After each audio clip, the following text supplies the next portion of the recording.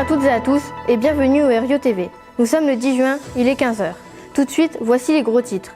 À la une aujourd'hui, plusieurs questions se posent. Les élèves du collège RIO sont-ils de bons élèves?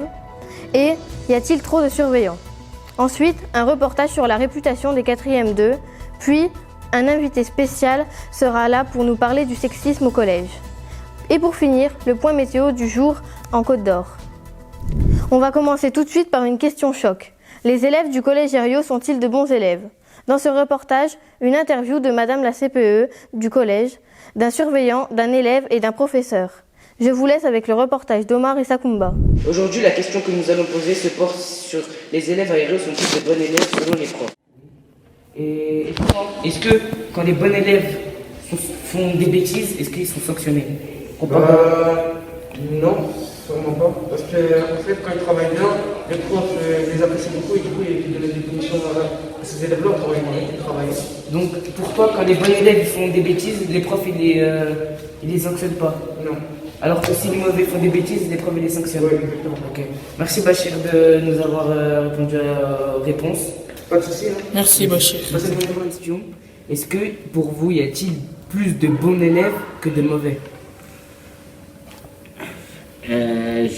Généralement, on a toujours plus de bons élèves que de mauvais élèves. En gros, on a à peu près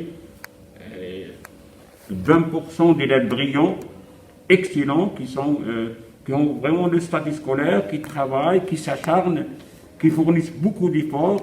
On a à peu près 20%. On a en gros peut-être 5% d'élèves dont les résultats sont modestes par manque de motivation. Et le reste, c'est des élèves moyens, des élèves qui fournissent des efforts et de la volonté. Donc les élèves mauvais, c'est très peu. Ok, merci monsieur d'avoir répondu. Merci et bonne journée à vous. Bonne journée à vous. Merci, au revoir. Est-ce que vous croyez que les profs ils ont des élèves préférés? C'est possible. Je pense qu'autant que faire se peut, ils ne le font pas, mais c'est possible qu'il y en ait. Ok. Pour toi, qu'est-ce qu'est un bon élève?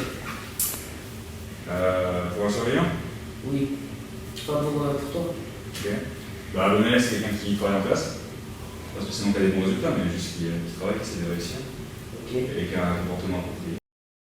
Reportage très intéressant. Merci messieurs. Tout de suite, le reportage d'Oda et Shaina sur la réputation des 4e 2 vus par des adultes du collège. Bonjour. Bonjour. Que pensez-vous de la 4e 2? Est-ce que c'est une classe d'élèves studieux? Pourquoi? La 4e 2, c'est comme la plupart des classes. Hein. Il y a des élèves studieux, il y en a d'autres non. Que pensez-vous du comportement des élèves de la 4e 2? Globalement, ils ont plutôt un bon comportement. Après, c'est pareil, il y a toujours des élèves qu'il faut recadrer et qui ont du mal à se mettre au travail. C'est pas toujours facile en cours. Mais... Pensez-vous que la 4e 2 est une classe d'élèves studieux? Je pense qu'il y a des élèves très studieux dans la 4e 2, mais pas tous. D'accord. Et la deuxième, que pensez-vous du comportement des élèves de la 4e 2? Alors, certains élèves doivent se comporter très très bien, mais j'ai eu affaire à certains élèves qui ne se comportaient pas bien du tout en 4e 2. D'accord, merci. Bonjour. Bonjour. Pensez-vous que la 4e 2 est une classe d'élèves studieux? Pourquoi? Oui, c'est une classe d'élèves studieux, ils sont sérieux, il n'y a pas trop de retard. C'est des élèves sympathiques, je pense qu'ils ont du potentiel. Et en tout cas, je souhaite de réussir. Que pensez-vous du comportement des élèves de la 4e 2?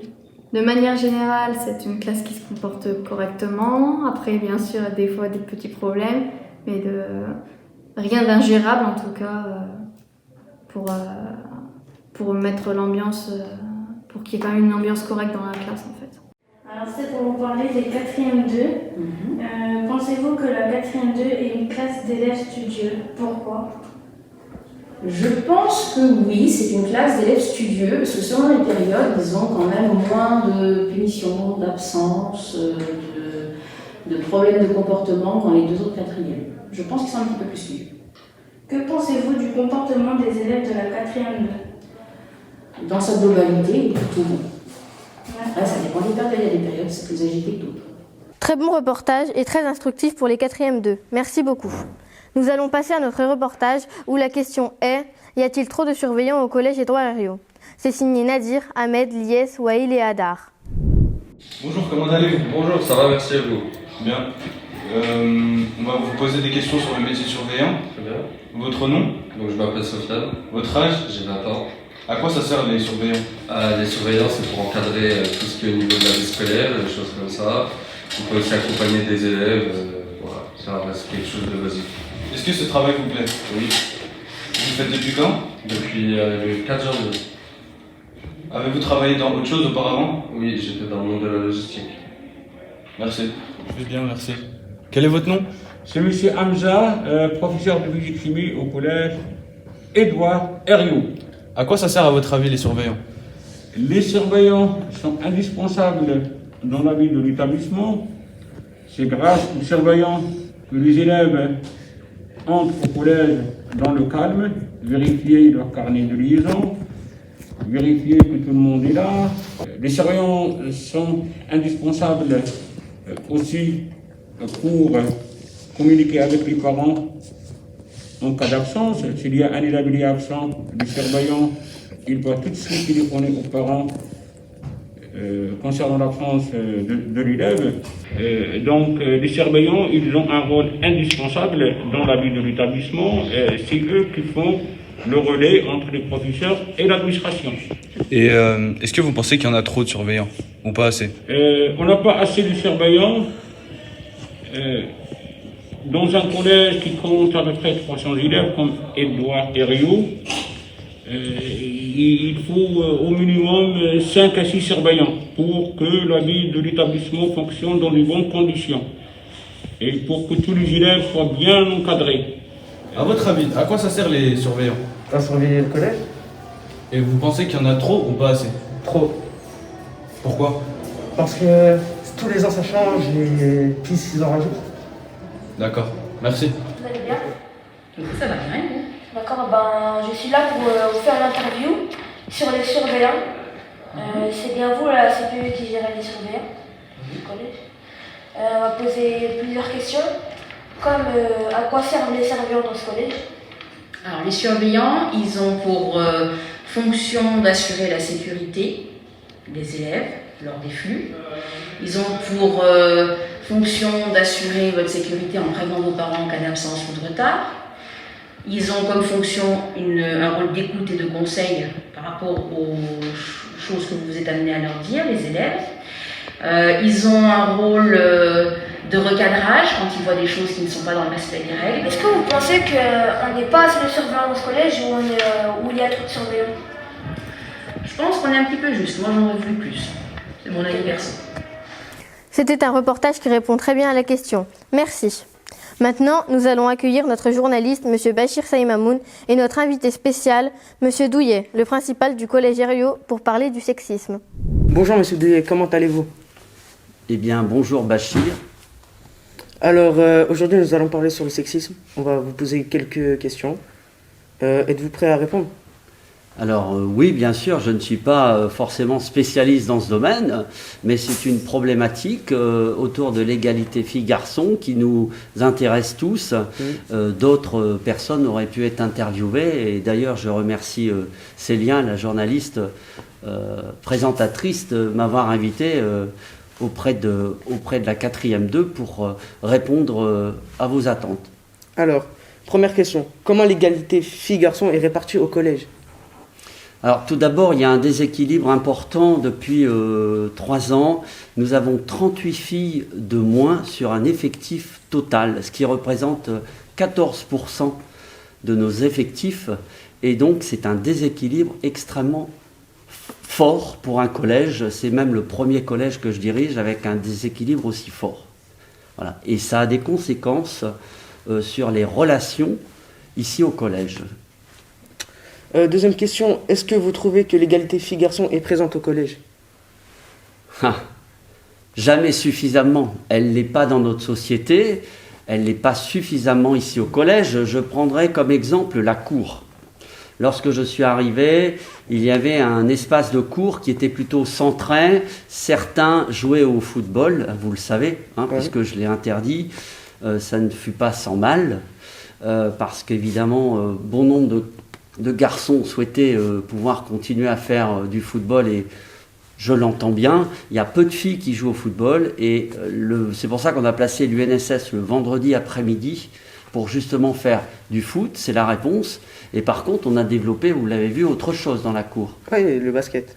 Voilà, on a développé le basket qui est beaucoup plus mixte et puis sur 2 zones avec une zone délimitée pour ne pas que les balles aillent n'importe où pour justement éviter que les ballons tombent dans la figure des autres élèves. Et puis de laisser de l'espace aussi aux filles qui étaient souvent reléguées au pourtour de la récréation. Donc, voilà. Troisième question. Est-ce qu'il y a des différends entre les élèves au collège? Oui, il y a des différends. Pas tant que ça, me semble-t-il, au niveau différent entre filles et garçons. On ne peut pas dire qu'il y a des discordes flagrantes. Filles et garçons sont plutôt dans des clans relativement séparés.